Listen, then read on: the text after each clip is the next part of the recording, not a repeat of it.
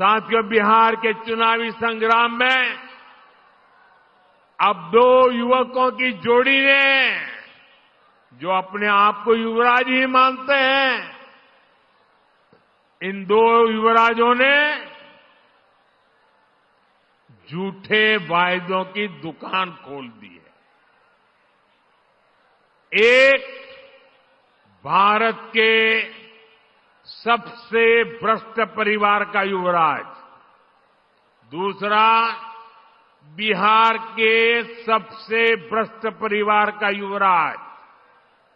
ये दोनों ही हजारों करोड़ के घोटाले में जमानत पर है, और गांव में जो जमानत पे आता है ना, कोई भी उसका सम्मान नहीं करता है। इन दोनों ने कल भर भर के मोदी को गालियां दी है, भर भर के गालियां दी। अभी जो लोग नामदार हैं, वो इस कामदार को गालियां तो देंगे ही। कामदार को गाली दिए बिना नामदार का खाना हजम नहीं होता है। दलित को, पिछड़े को गाली देना तो ये नामदार अपना जन्मसिद्ध अधिकार समझते हैं, और इसलिए ही तो ये लोग मुझे 24 घंटे दुत्कारते रहते हैं, नफरत करते हैं, गालियां देते रहते हैं, गंदी गंदी गालियां देते हैं, सिर्फ इसलिए क्योंकि इन्हें बर्दाश्त नहीं होता कि एक पिछड़ा, एक गरीब घर से निकला, एक चाय बेचने वाला व्यक्ति आज यहां पहुंच गया है।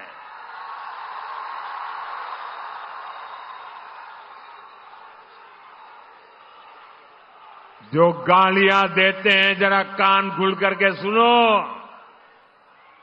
ये आपकी कृपा से यहां नहीं पहुंचा है, ये तो देश की जनता जनार्दन के आशीर्वाद से और बाबा साहब आंबेडकर के संविधान से पहुंचा है। साथियों, इस चुनाव में असली खबर मुझे दी गई गालियां नहीं है, बल्कि आरजेडी कांग्रेस में हो रहा झगड़ा है। आरजेडी कांग्रेस का रिश्ता तेल और पानी की तरह दिख रहा है।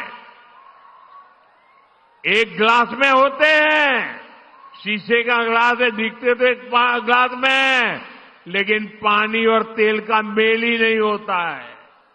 बिहार में हर तरफ से खबरें आ रही है कि कैसे आरजेडी कार्यकर्ता कांग्रेस के लोगों को नीचे घसीट रहे हैं। वही कांग्रेस के कार्यकर्ता भी आरजेडी के लोगों से पूरी दुश्मनी निकाल रहे हैं। जमानत पर चल रहे इन दोनों युवराजों ने कल ये दिखाने की बड़ी कोशिश की कि उनके बीच कोई मनमुटाव नहीं है, कोई झगड़ा नहीं है, लेकिन इन्हीं लोगों के लिए कहा गया है, ऊपर से तो दिल मिला, भीतर फाके तीन। साथियों, इन्हें जो चीज एक साथ ले आई है, वो है सत्ता का लालच। इन्हें किसी भी तरह बिहार की सरकार पर कब्जा करना है, ताकि भ्रष्ट परिवार मिलकर फिर से बिहार को लूट सके। मुझे आप बताइए कि आप आरजेडी कांग्रेस को फिर से, मुझे आपका जवाब चाहिए, जनता का जवाब चाहिए। आप मेरे मालिक हैं, आप जो कहेंगे वो मुझे मंजूर होगा। आप मुझे बताइए, ये जमानत पर निकले युवराजों को हम फिर से बिहार लूटने की इजाजत देंगे क्या? बिहार लूटने देंगे क्या? इन लोगों को बिहार लूटने का हक दे देंगे क्या? साथियों, आज हर सर्वे में एक बात खुलकर सामने आ रही है। इस चुनाव में आरजेडी कांग्रेस की अब तक की सबसे बड़ी हार होने जा रही है। सारे सर्वे बता रहे हैं और सारे सर्वे ये भी बता रहे हैं कि इस चुनाव में एनडीए की सबसे बड़ी जीत होने वाली है। कांग्रेस आरजेडी के राज में तो सम्मान भी उन्हीं को मिलता था जो इनके दरबार में हाजिरी लगाते थे। क्या ऐसे लोग गरीबों को आगे बढ़ा सकते हैं? साथियों, सामाजिक न्याय के नाम पर भी आरजेडी कांग्रेस ने आपको सिर्फ धोखा ही दे दिया है। सच्चाई ये है कि ये लोग डॉक्टर बाबा साहब आम्बेडकर का अपमान करने में गर्व करते हैं। जिन बाबा साहब की तस्वीर को करोड़ों भारतीय सिर माथे पर रखते हैं, अपनी पूजा में रखते हैं, ये आरजेडी वाले लोग उसको पैरों के पास जगह देते हैं। दलितों को लेकर आरजेडी कांग्रेस के मन में यही भावना है। साथियों, बाबा साहब का सम्मान, उनका विजन हमारी सरकार की बहुत बड़ी प्रेरणा है। हमारी सरकार ने बाबा साहब से जुड़े स्थानों को पंच तीर्थ के रूप में विकसित किया है। बहुत कम लोगों को पता होगा कि बाबा साहब ने जब पीएचडी की पढ़ाई की थी तो उनका विषय था रुपया रूपी। वो अर्थव्यवस्था के बहुत बड़े जानकार थे। इसलिए ही भाजपा एनडीए की सरकार ने जो डिजिटल लेन देन वाला प्लेटफॉर्म है ना, आप जो मोबाइल से पैसे देते हैं, आपको पता है हमने उसका नाम भीम रखा हुआ है। आज भीम ऐप ने डिजिटल लेन देन में अमीरी गरीबी का भेद मिटा दिया है।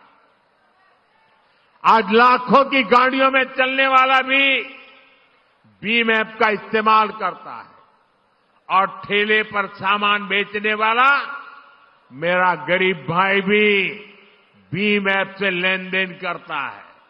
इन साथियों, जंगल राज में ये काम संभव ही नहीं था। जंगल राज में तो गाड़ियों की दुकानें, गाड़ियों के शोरूम भी बंद हो गए थे। और ये बंद इसलिए हुए, इसलिए नहीं कि बिक्री नहीं, संभावना नहीं थी, लेकिन ये इसलिए बंद हो गए क्योंकि आरजेडी के नेता अपने टोलियां लेकर के अपने साथियों को लेकर के शोरूम लूटवा लेते थे, गाड़ियां लूट जाते थे।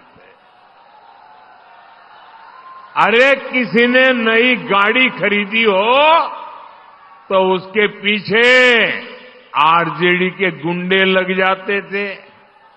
बताइए, ऐसे जंगल राज में क्या कोई अपनी पूंजी लगाता, कोई अपना शोरूम बनाता, कोई अपनी दुकान लगाता? क्या कोई नहीं लगाता।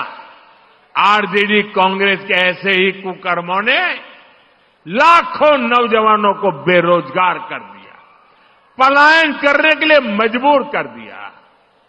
साथियों, जंगल राज के दिनों को याद करते हैं तो अंदाजा लगता है कि हालात कितने खतरनाक थे। यहां आप मुजफ्फरपुर के लोग आरजेडी सरकार में हुए गोलू अपहरण कांड कभी नहीं भूल सकते। जो 20-25 साल की उम्र तक के लोग हैं ना, उनको शायद एक गोलू अपहरण कांड का पता नहीं होगा।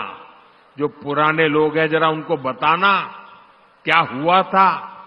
इसी शहर में साल 2001 में स्कूल जाते हुए एक छोटे से बच्चों को, एक बालक को अपराधियों ने दिन दहाड़े किडनैप कर लिया था और बदले में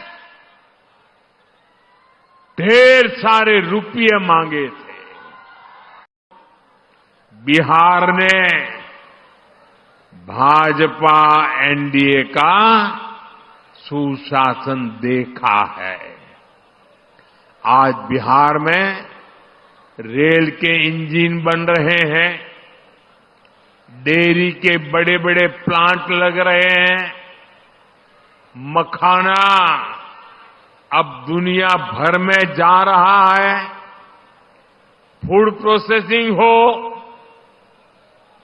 टेक्सटाइल क्लस्टर्स हो, लेदर पार्क हो, आईटी पार्क हो, ये सब हमारे बिहार की पहचान बन रहे हैं।